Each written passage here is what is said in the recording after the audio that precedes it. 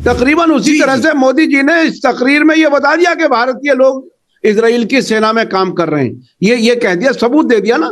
ये असल में मुरलीधर जो कह रहे हैं कि हमें डायरेक्ट उस तरह का सबूत हमारा कोई वहां पर नहीं था, हालांकि वीडियो है, अब तो सारा दुनिया है, लेकिन सर्कमस्टेंशियल एविडेंस इतने ज्यादा हैं कि इनको सजा दिलाना जरा सा भी मुश्किल नहीं होगा। भारत ने हथियारों से जो मदद की है लगातार इजराइल की, उसका नतीजा हम कैसे भुगतेंगे? वो तो फौजियों वाला हिस्सा तो आपने बता दिया। हम उन देशों को भी अपील कर रहे हैं जो इजराइल को हथियार सप्लाई करते हैं, और भारत इजराइल को हथियार एक्सपोर्ट करता है, कि वे ऐसे करना बंद करें।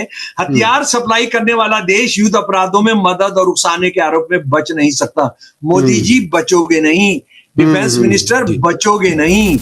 हेलो, नमस्कार, आदाब। मैं हूं मोहम्मद अहमद काज़मी, लेकर आया हूं आपका पसंदीदा कार्यक्रम आपके रूबरू। मीडिया स्टार वर्ल्ड लगातार आप इसलिए देख रहे हैं कि सही खबरें और अच्छे जानकार लोगों से आपकी मुलाकातें करा रहा हूं। वजह उसकी साफ साफ ये है कि जो इंटरनेशनल जो वेस्टर्न मीडिया और गोदी मीडिया है, वो अपना प्रोपेगेंडा जारी रखे हुए है।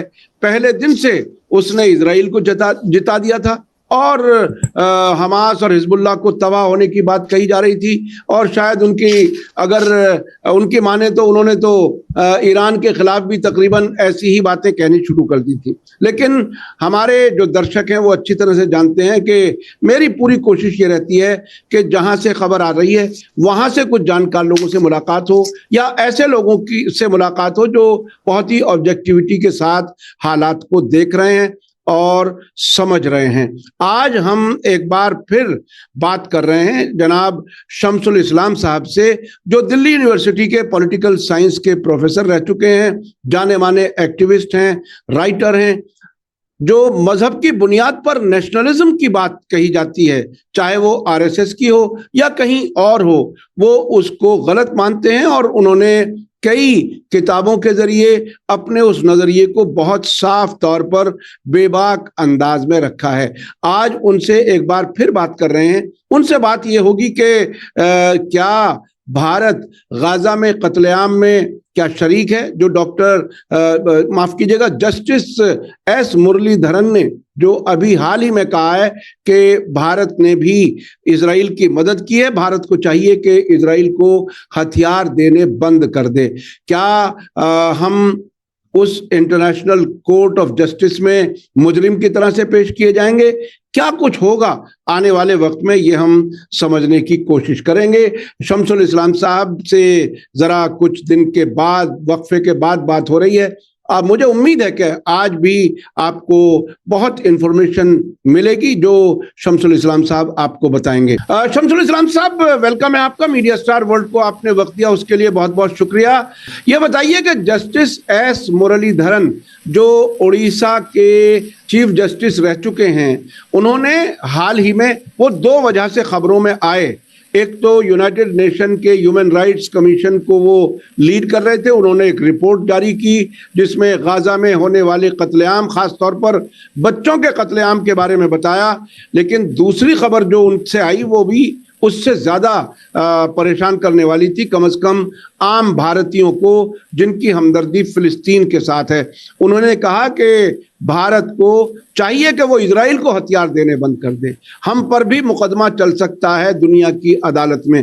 कैसे देख रहे हैं आप इस डेवलपमेंट को? आप शुरू से बता रहे थे कि भारत उसमें शामिल है, इजराइल के साथ शामिल है। मोदी जी की विजिट फरवरी में हुई थी, कैसे कुछ देख रहे हैं आप इन सब हालात को? बहुत शुक्रिया काज़मी जी, एक बार फिर मौका देने का। और ये मीडिया स्टार वर्ल्ड पर ये कितने महीने, क्या साल हो गए जब से हम ये बात कर रहे हैं कि इंडिया पूरे तौर पर इजराइल के साथ है। दो वजहों से। एक तो यह है कि ये जो हिंदुस्तान के जो रूलर्स जहां से आते हैं, आरएसएस, उनका ज़ायनिज़्म के साथ बहुत गहरा रिश्ता है, उनकी बहुत दोस्ती है। और वो आरएसएस जो संगठन है जिसका कोई कागज नहीं है लेकिन इस देश की सरकारों को वो चलाता है, वो साफ कहता रहा है कि हमने जो हिंदू राष्ट्र बनाना है वो इजराइल की तरह का बनाना है। तो ये इस बात को हम बहुत अच्छे तरीके से जानते हैं। तो ये असल में श्रीनिवासन मुरलीधर जी जो हैं, ये इससे पहले भी खबरों में रहे हैं काज़मी जी। जी जी। ये वो ईमानदार शख्स है, और ये इसलिए बताया जाना जरूरी है और समझना चाहिए कि जो लोग मुसलमानों में भी इसको, इजराइल के खिलाफ लड़ाई को, गजा के कत्लेआम की लड़ाई को, वो हिंदू और यहूदियों की लड़ाई देखते हैं, या आरएसएस वाले जो इसको के मुसलमानों को सीधा करना है, गजा को लड़ाई को इस तरह से देखते हैं। तो ये एक पंडित हैं श्रीनिवासन मुरलीधर जो हैं, और ये इस वजह से सबसे पहले खबरों में थे कि ये दिल्ली हाई कोर्ट के जज थे। दिल्ली हाई कोर्ट के जज थे, और इन्होंने जब यहाँ दिल्ली के अंदर एक कत्लेआम हुआ माइनॉरिटीज का, जिसको दिल्ली के नॉर्थ ईस्ट के दंगे कहा जाता है, तो उसमें इन्होंने बीजेपी के और आरएसएस के लीडर्स ने ये तक नारा दिया था, गोली मारो सालों को, यानी मुसलमानों को गोली मारो, जो भी विरोध कर रहा है। उस वक्त में एक और आंदोलन चल रहा था, वो था सीए आंदोलन, वो नागरिकता को लेके, जो नागरिकता खत्म करने की चीजें थी उसको लेकर ये सारा आंदोलन चल रहा था। तो इन्होंने दिन के अंदर सुनवाई की और पुलिस को बहुत डांटा, पुलिस को और एडमिनिस्ट्रेटर को बहुत डांटा कि आपने इस पर एफआईआर क्यों नहीं किया। रात को 12 बजे इनका ट्रांसफर होता है, यानी जिस वक्त अफसर पूरे शराब पीकर पड़े होते हैं, सो रहे होते हैं या गिरे होते हैं कहीं, तो उनसे इनसे फैसला निकलवाएगा, और रात को 12 बजे इनको पंजाब और हरियाणा हाई कोर्ट में भेजा गया, सिर्फ इस वजह से कि वो जो आरएसएस और बीजेपी से जुड़े हुए जो गुंडे, जो सीधा खुलेआम पुलिस अफसरों की मौजूदगी के अंदर कह रहे थे कि गोली मारो सालों को और किसी को छोड़ेंगे नहीं, तो इनसे इतने खौफजदा हुए थे। और ये मुझे लगता है कि मोदी और उनका जो गैंग है, उनको ये कैसे यूनाइटेड नेशंस के ह्यूमन राइट्स के चीफ बन गए और ये वहां चले गए, उसका इन्होंने ध्यान नहीं रखा, नहीं तो शायद इनका जहाज वहाज या इनको कहीं बम लगा के उड़वा भी सकते थे। मैं बहुत बहुत संजीदगी के साथ ये बात कह रहा हूँ। तो खैर ये जो है, इन्होंने यूनाइटेड ह्यूमन राइट्स काउंसिल जो है, उसने 27/2021 को एक कमीशन बनाया, और ये कमीशन ये था, इस कमीशन का नाम है जनाब कि जो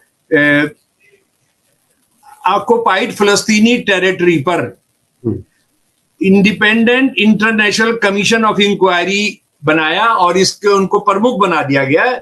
यानी यूनाइटेड नेशंस में अभी कुछ लोग हैं जो देख रहे हैं कि कहां पर अभी हीरे हैं, कहां पर लोग हैं इस तरह के ईमानदार।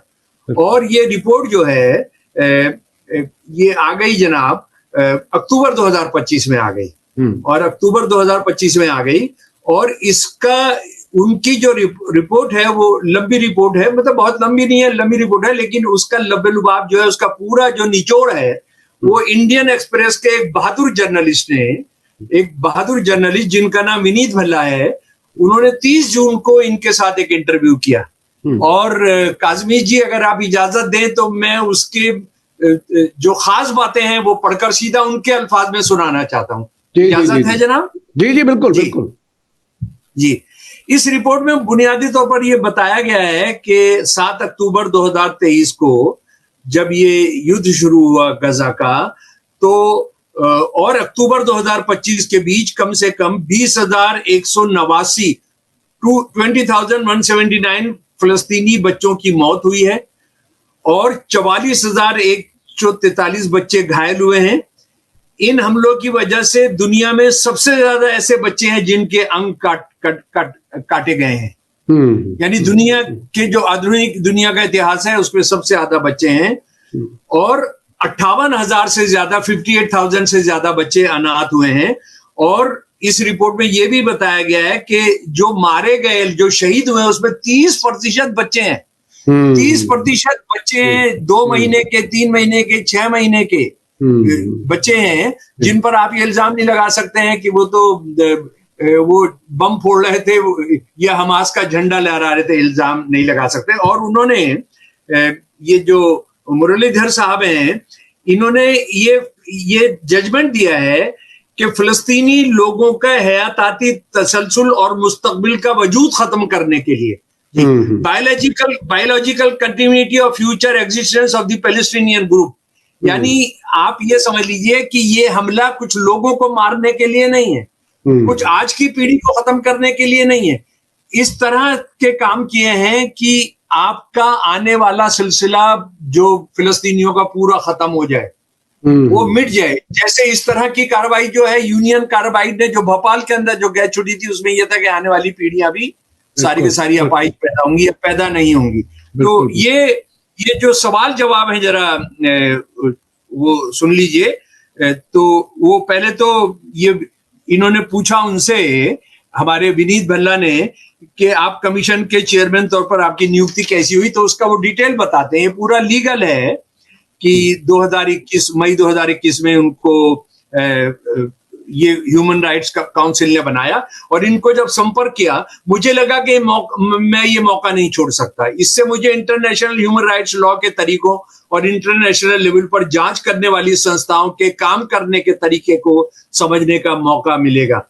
एक चेयरपर्सन के तौर पे आपको कमीशन के वैरूप और नई सोच देने का मौका मिलता है जिसकी उसे जरूरत होती है। एक ये क्या है, ये जो है ये ऑर्गेनाइजेशन बिल्डर है। जब इनको पंजाब एंड हरियाणा से भी हटाकर इनको उड़ीसा भेज दिया गया, तो उड़ीसा में इन्होंने वहां की हाई कोर्ट के लिए जो किया है, दुनिया भारत की हायर जुडिशरी के इतिहास में किसी ने नहीं किया है। वो हमारे पास वक्त नहीं है, वो जाकर आप गूगल में जाके देखिए इन्होंने क्या क्या काम किया है। तो उसके बाद आपको सवाल पूछा, आपको किस खास सबूत से यह नतीजा निकालने में मदद मिली है कि कई मामलों में बच्चों की हत्या जानबूझकर की गई थी। उन्होंने जवाब दिया, इजराइल दो तरीके अपनाता है। एक है घनी आबादी वाले इलाकों में जबरदस्त हवाई हमले करना, जिसमें बहुत ज्यादा तबाही मचाने वाले बमों का इस्तेमाल होता है।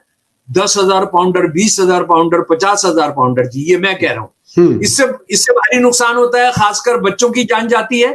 अगर कोई देश मानव अधिकार का सम्मान करता है तो बच्चों की इतनी बड़ी संख्या में मौतें देखकर वो रुक जाएगा। रुक जाना चाहिए, लेकिन ये नहीं रुका। दूसरा तरीका है बच्चों को निशाना बनाने के लिए क्वाइड कॉप्टर, ड्रोन और स्नाइपर का इस्तेमाल करना। क्वाइड कॉप्टर में थर्मल इमेजिंग कैमरे लगे होते हैं, ऑपरेटर साफ साफ देख सकता है कि वो बच्चा है या नहीं। यानी इन्होंने जंग की तरीकों की भी स्टडी की है। आप उसे कैसे समझाएंगे कि क्वाइड कॉप्टर में 10 दिन के बच्चे के सिर में गोली मार दी गई है। हमारे पास ऐसे कई मामले हैं जिनमें बच्चे को गोद में लिए हुए वयस्क को तो छोड़ दिया गया, लेकिन बच्चे को गोली मार दी गई। माँ ने या बाप ने या मामा ने या दादी ने बच्चे को गोद में लिया हुआ था, उस मर्द को छोड़ दिया, उस एडल्ट को छोड़ दिया, इस बच्चे का निशाना बनाया। वो एडल्ट को भी मार सकते थे, लेकिन उनका मतलब था कि अगली पीढ़ी जो है वो मारी जाए। हमने जिनेवा में इलाज करने वाले डॉक्टरों के साथ मौखिक सुनवाई भी की। उन्होंने बताया कि बच्चों के शरीर के ऊपरी हिस्से पर छोटे छोटे छेद पाए गए।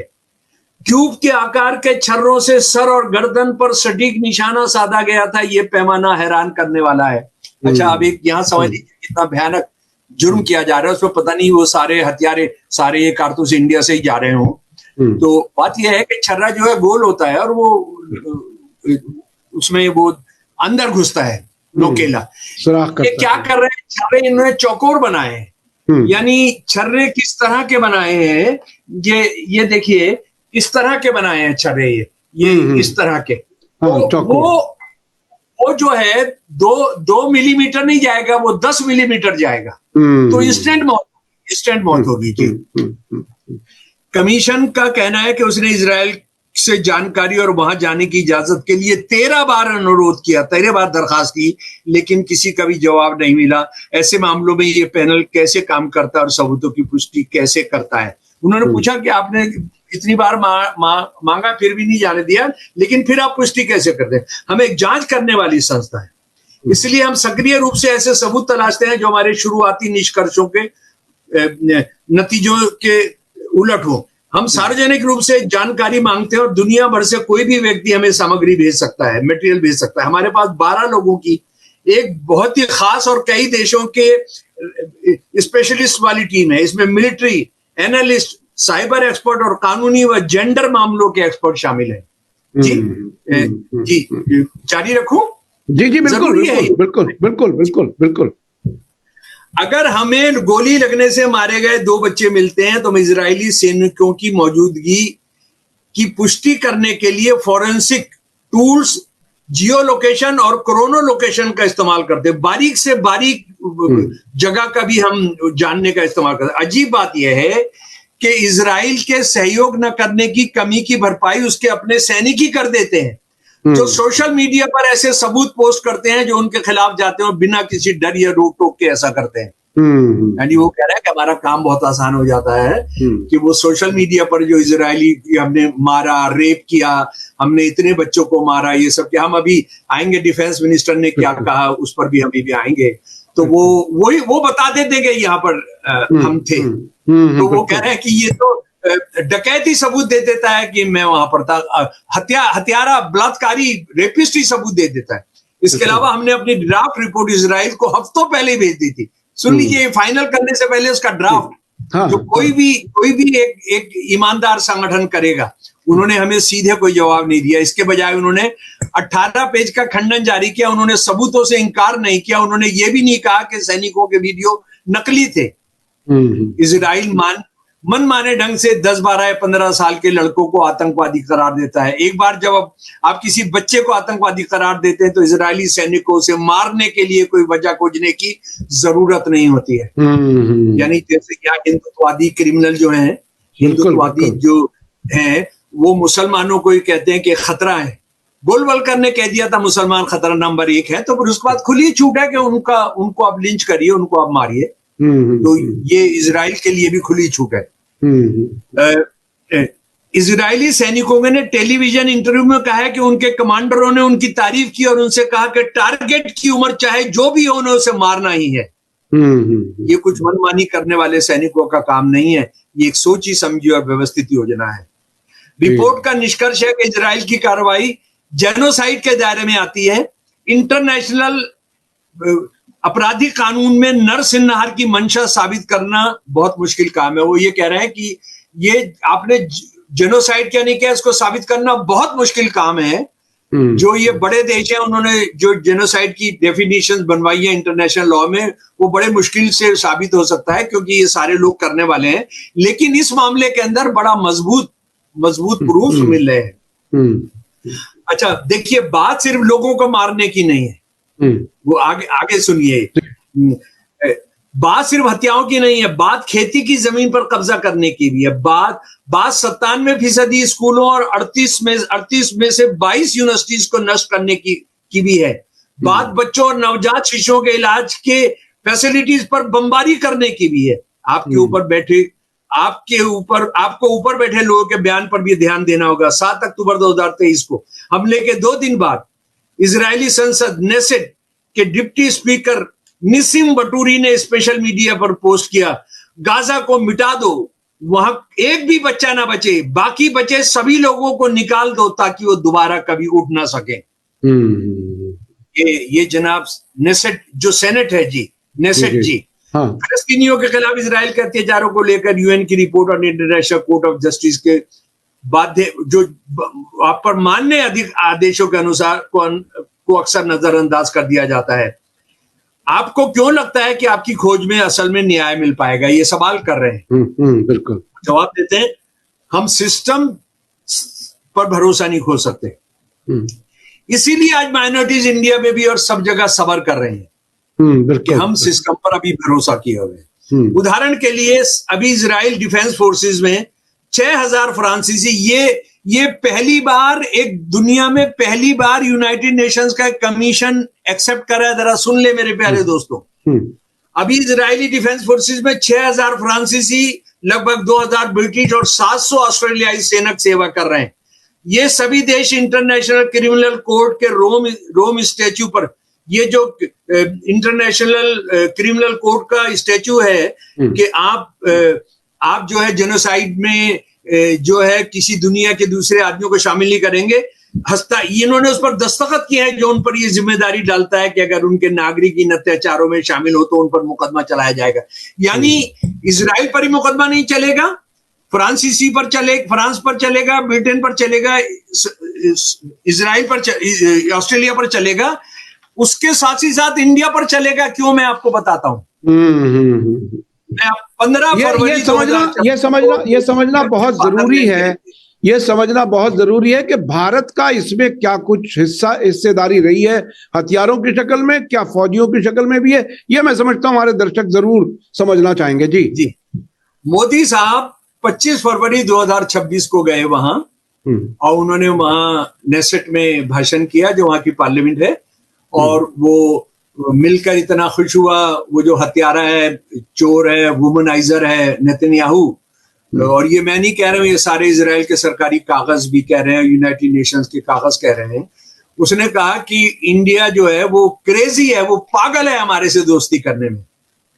हत्यारे, बलात्कारी, वुमनाइजर, सारे के सारे वो एक दूसरे को क्रेज, उनको पागलपन की हद तक एक दूसरे पे आकर थे। मोदी जी ने जो भाषण किया जरा सुन लीजिए, पहले आप अंग्रेजी में सुन लीजिए। जी।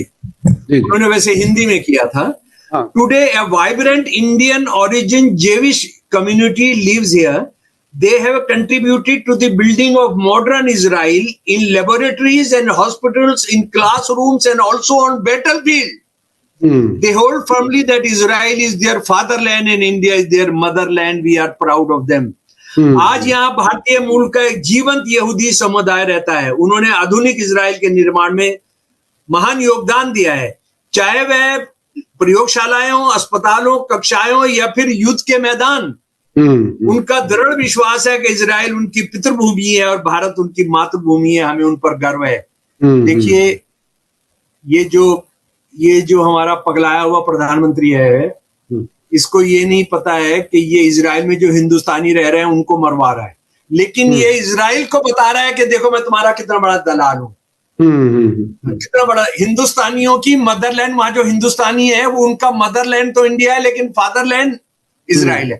तो मोदी का भी हुआ, क्योंकि मोदी भी तो हिंदुस्तानी है ना, मोदी भी तो भारतीय मूल का है, तो इसका भी फादरलैंड वही हुआ। अच्छा, उसके बाद ये जो काम कर रहा है, कल जब मुकदमा चलेगा, और चलेगा ही, यानी इंटरनेशनल कोर्ट ऑफ जस्टिस का होगा, ये चलेगा, या तो दुनिया खत्म होगी या ये हत्यारे फांसी पर लटकेंगे। मतलब सजा उनको फांसी की होगी। मैं व्यक्तिगत तौर पर फांसी की सजा में विश्वास नहीं करता, लेकिन उनको सजा मिलेगी।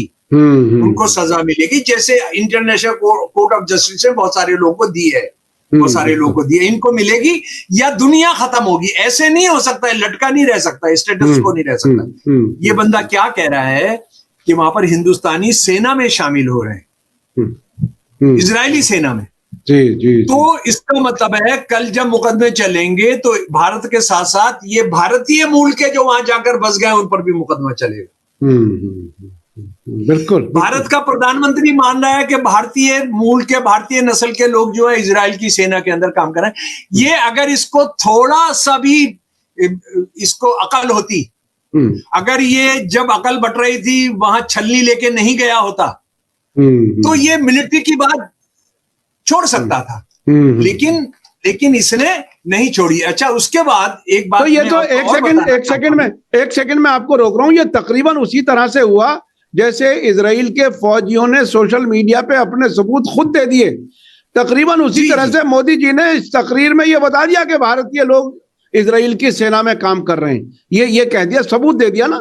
ये असल में मुरलीधर जो कह रहे हैं कि हमें डायरेक्ट उस तरह का सबूत हमारा कोई वहां पर नहीं था, हालांकि वीडियो है, अब तो सारा दुनिया है, लेकिन सर्कमस्टेंशियल एविडेंस इतने ज्यादा हैं कि इनको सजा दिलाना जरा सा भी मुश्किल नहीं होगा। अच्छा, और ये कोई मोदी नहीं कह रहा है, ये जो वहां का इजराइल का मिनिस्टर है defence, Itamar Ben Gvir, for every tear of an Israeli mother, 1,000 Lebanese mothers must weep, all of Lebanon must burn. यानी आप ये देखिए कि हर जो इजरायली मदर रोएगी उसके लिए 10,000 लेबनान की औरतें, यानी मुसलमान औरतें और क्रिश्चियन औरतें रोएंगी। तो फिर ये फॉर्मूला तो फिर ईरान के अंदर जो आपने किया है, उसके बाद लेबनान में आपने जो किया है, गजा में आपने जो किया है, तो फिर यहूदी औरतें भी रोएंगी। बिल्कुल, यानी इसका मतलब तो बिल्कुल साफ है। तो बात यह है कि जिसके हाथ में सबसे पावरफुल हथियार है वो जीतेगा, लेकिन ऐसा होता नहीं है। उसके बाद एक और बात मैं आपको बताना चाहता हूं कि ये आईसीसी की, इंटरनेशनल कोर्ट ऑफ जस्टिस की बहुत मशहूर प्रोसिक्यूटर हैं, एक महिला है, ब्लैक महिला है, फातो बेंसूदा। फातो बेंसूदा ने अभी अल जज़ीरा को इंटरव्यू देते हुए कहा है कि जब वो गजा के अंदर कत्लेआम को इन्वेस्टिगेट कर रही थी तो उनको कितनी धमकियां मिली हैं, और धमकियां देने वाला कोई और नहीं, इजराइल के मोसाद का जो चीफ है, इजराइल के मोसाद का जो चीफ है, और उसका नाम जनाब, उसका नाम आप कहीं देख लीजिएगा, मैं उसका नाम भूल रहा हूं। बर्निया एक नाम बताया जाता है। अच्छा जी। हाँ। उसने एक जगह नहीं, दो जगह नहीं, तीन जगह नहीं, कई जगह इनको धमकी दी कि आप खत्म हो जाओगी, आप छोड़ दो इसको। और इनके घर पर उसको इनका घर जो सीक्रेट था, उस घर पर उसने एक चिट्ठी डिलीवर कराई कि हम जानते हैं कि आप कहाँ रह रही हैं। बिल्कुल जी। बिल्कुल। और वहां पर क्या हो रहा है अभी हम आते हैं, लेकिन एक दो चीज बहुत जरूरी है। ये एक दुनिया की बहुत मशहूर बहादुर जर्नलिस्ट हैं, जेनिन दी गिवानी। ये सीईओ है दुनिया का बहुत मशहूर मीडिया हाउस है, reckoning project. I have reported 18 wars over 35 years. I have been shot at, kidnapped, threatened, nearly raped. I have lost friends from Sarajevo to Syria. I thought I had seen the worst of humanity. I was wrong. Nothing compares to Gaza or the complicity letting it happen. मैंने 18 जंगें देखी हैं 35 साल में, मैं reporter रही हूँ। मुझे गोली मारी गई है, मुझे किडनैप किया गया है, मुझे धमकियां दी गई हैं, मुझे ऑलमोस्ट रेप किया गया है, मेरे बहुत बेइंतहा दोस्त मारे गए हैं सरजीवो से, जो सीरिया बोस्निया वाला आप जानते हैं, सरायेवो। जी हाँ। मैं तो सोचती थी कि मैंने सबसे खराब वक्त देख लिया, लेकिन मैं पूरी गलत थी। नथिंग कंपेयर्स टू गजा। गजा में जो कुछ हो रहा है उसके बराबर का तो कुछ भी जी जी जी जी जी कुछ भी। शमसुल इस्लाम साहब, हमारे पास अब वक्त थोड़ा सा महदूद रह गया है, 7-8 मिनट रह गए हमारे पास। एक वो जो भारत ने हथियारों से जो मदद की है लगातार इजराइल की, उसका नतीजा हम कैसे भुगतेंगे? वो तो फौजियों वाला हिस्सा तो आपने बता दिया जी। नहीं, और जो हथियार दिए हैं उसका इन्होंने जिक्र किया है। हाँ, इसका उन्होंने साफ जिक्र किया है कि किस तरह से कितने लेवल पर हथियार दिए गए हैं। जी, हम उन देशों को भी अपील कर रहे हैं जो इजराइल को हथियार सप्लाई करते हैं, और भारत इजराइल को हथियार एक्सपोर्ट करता है, कि वे ऐसे करना बंद करें।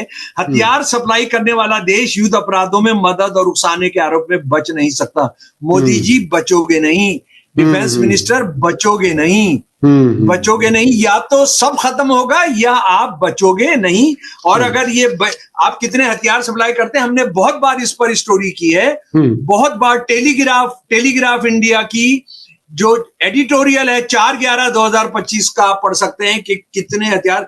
दुनिया का सबसे बड़ा एक्सपोर्टर इंडिया को हथियार का इजराइल है। इजराइल इंपोर्टर दुनिया का 3रे नंबर पर इंडिया का है। और उन्होंने ये सारे हथियार हैं, ये वो सारे हथियार हैं जो उन्होंने ईरान में इस्तेमाल किए हैं, गजा में इस्तेमाल किया। अच्छा, एक चीज और मैं जिस पर जिक्र करना भी वहां भूल गया, कि अभी तो ये गजा की बात हो रही है, अभी इजराइल में जो ह्यूमैनिटी के खिलाफ एक्शंस हैं वो अभी आएंगे। बिल्कुल, उसका भी हिसाब किताब होगा मोदी जी। आरएसएस के जलीलों, उसका भी हिसाब किताब होगा, उसका हिसाब किताब होगा। और अगर जरा सा अगर समय रहेगा, मैंने मुकेश कुमार जो बहुत बड़े जर्नलिस्ट हैं हमारे देश के, जो बहादुरी के साथ आरएसएस और इजराइल और उस सब के खिलाफ करते हैं, उन्होंने अभी 4 दिन पहले फिलिस्तीन के बच्चे एक बहुत जबरदस्त दिल दिमाग को आपको परेशान करने वाली एक नज़म लिखी है। उसके कुछ स्टैंजा मैं सुनाना चाहूंगा। कोई बात है तो आप रखिए। हाँ, बिल्कुल। अब तो मेरे ख्याल से समराइज करके, और आप अपनी वो जो पोएम है, जो नज्म है, वो जरूर बता दीजिए जी। यानी अच्छा, हाँ, एक बहुत अहम बात, एक बहुत ही अहम बात, इस देश में एक बंदा रहता है आरएसएस का, उसका नाम है कैलाश सत्यार्थी। उसको 2018 में उसको 2014 में नोबेल प्राइज मिला है मलाला यूसुफजई के साथ, बच्चों के लिए। ये आदमी 2018 अक्टूबर 18 को आरएसएस के सबसे बड़े प्रोग्राम के अंदर, जिसमें वो सारे साल कैसे कत्लेआम करेंगे, मारेंगे, हिंदुत्व करेंगे, उसका एनुअल फंक्शन का मुख्य अतिथि था अपने बीवी के साथ। ये बहुत क्रांतिकारी रहा है। ये चुप बैठा है, इसको लकवा हो गया है। बच्चों के लिए, आप इसकी साइट पर जाइए, बचपन बचाओ आंदोलन, सारी दुनिया के बच्चों के लिए क्या क्या इसने करना है, इसके लिए प्राइज मिला है। ये इस रिपोर्ट के बाद भी खामोश है। मैं इसको 20 मैसेज भेजता हूं कि तू बच्चों के बारे में बता, क्या इंडिया में जो बच्चों के बारे में बता, ये चुप है।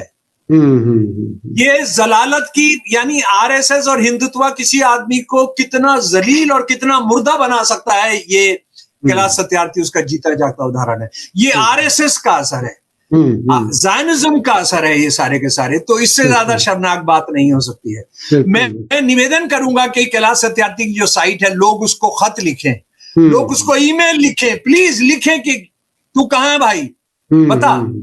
अच्छा, अब ये मुकेश साहब की नज़म लंबी है, कुछ अंतरे पढ़कर सुना रहा हूं। जी। फिलिस्तीन के बच्चे, ये आप भी निकाल सकते हैं जी। उन्होंने नहीं सुनी लोरियां, उनकी नींदों में उतरती हैं बारूद की गंध से भीगी रातें। उदास माओ की गोद में झूलते समय उन्होंने सुनी है एम्बुलेंसों की चीखें, और उन औरतों की फटी हुई आवाजें जो मलबे में अपने बच्चों के निशान खोजती हैं। उन्हें बार बार कहा जाता है, बचना है तो छोड़ दो अपना घर, अपनी जैतून की बागिया, अपने पुरखों की खबरें, अपने आंगन में खड़ा वो पेड़ जिसकी छांव में उनके दादा बैठते थे, क्योंकि उनकी धरती सुंदर है, इतनी सुंदर कि दुनिया के बड़े सौदागर उसे नक्शों और समझौतों में बेच देना चाहते हैं। फिर भी वो खौफ में नहीं जीते। जब हर मोड़ पर मौत खुली तलवार की तरह लटकी रही होती है, तो मौत कोई घटना नहीं रह जाती, वह रोजमर्रा के साथी बन जाती है। वो उसके साथ चलते हैं, उसके साथ रोटी बांटते हैं और उसी के साय में अपने गीत रचते हैं। 80 बरस पहले जो दरवाजा टूटा था, नगमा आज भी उनकी किरचों में चमकता है। हर नई पीढ़ी अपने दिलों में वो चुभन लेकर जन्मती है। वो जानते हैं उन्हें बचाने कोई नहीं आएगा। वे पहचान चुके हैं सभ्यता के चमकदार मुखौटे, मानव अधिकारों की झूठी मीनारों में कैसे गूंजता है चुना हुआ सन्नाटा। दुनिया के सबसे अमीर हम मजहब मुल्क दूर खड़े तमाशा देखते हैं, और दुनिया अपने हाथों पर लगे खून को कूटनीति के दस्तानों से ढक लेती है। संयुक्त राष्ट्र के गलियारों में जब कोई चीख उठती है, ताकतवर देशों की भारी जूते उसे तुरंत कुचल देते हैं, और आखिरी लाइनें वो हर दिन अपमान, विस्थापन और अनिश्चय की धूप में बड़े होते हैं।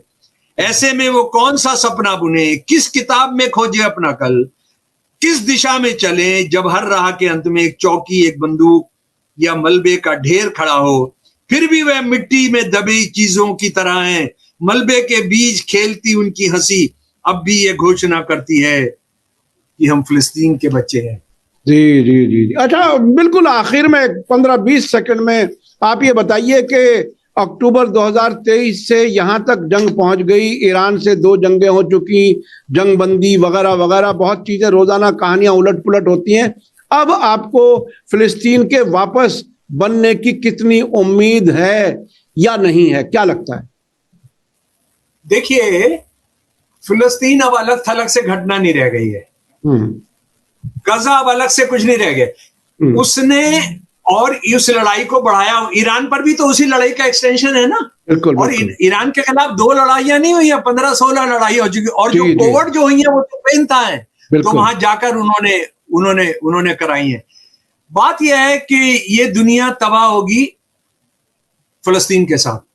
जी, फिलिस्तीन के साथ तबाह होगी। आप ये समझ लीजिए कि कोई ये फजूल होगा कि ये हो जाएगा। बात यह है, ये दुनिया अब बचाई नहीं जा सकती है। अगर इजराइल, यूरोप, अमेरिका के जो पागल हैं ये हैं, जी जी जी जो कुत्ते को भी काट ले तो कुत्ता पागल हो जाए, इस तरह के पागल है ये। जी जी जी वो उनके खत्म होने पर ये दुनिया बचेगी, तो इनके खत्म पर, नहीं तो सब कुछ खत्म होगा, यानी फलस्तीन जी जी खत्म नहीं होगा सिर्फ। जी, बहुत बहुत शुक्रिया शमसुल इस्लाम साहब, आपने बिल्कुल सही कहा कि सिर्फ फिलिस्तीन ही खत्म नहीं होगा, जो जालिम हैं उनका भी खात्मा होगा। यानी या तो फिलिस्तीन बनेगा या जालिम भी तमाम इसी अपने जुल्म में डूब जाएंगे। हालात आने वाले वक्त में क्या होंगे, हम कोशिश करेंगे कवर करते रहें, आप तक खबरें पहुंचाते रहें और जानकार लोगों से मुलाकातें कराते रहें। बहुत बहुत शुक्रिया शमसुल इस्लाम साहब। आज का वीडियो हमारे नाजरीन को, दर्शकों को कैसा लगा कमेंट्स में जरूर लिखें और ज्यादा से ज्यादा लोगों तक शेयर करें। इसी के साथ मुझे दीजिए इजाजत। धन्यवाद, शुक्रिया। जय भारत, जय हिंद। हमारे चैनल मीडिया स्टार वर्ल्ड को सब्सक्राइब कीजिए और बेल आइकॉन दबाइए ताकि हमारी हर नई वीडियो का नोटिफिकेशन आपको सीधे मिलता रहे। अगर आपको हमारी खबरें पसंद आती हैं तो उन्हें अपने व्हाट्सएप, इंस्टाग्राम, फेसबुक और ट्विटर अकाउंट्स पर शेयर करना ना भूलिए ताकि और लोग भी हकीकत से वाकिफ हो सकें।